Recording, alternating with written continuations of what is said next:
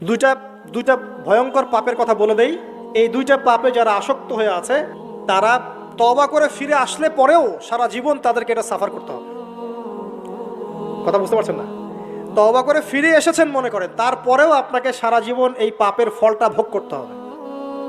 এক, মাদকদ্রব্য দীর্ঘদিন সেবন করেছেন, তওবা করেছেন, ফিরে এসেছেন, আল্লাহ হয়তো মাফ করে দিয়েছেন, আল্লাহ পাক মাফ করে দিয়েছেন, বাট আপনি আপনার দেহের যে ক্ষতিটা করে ফেলেছেন এটা পোষাতে পারবেন না।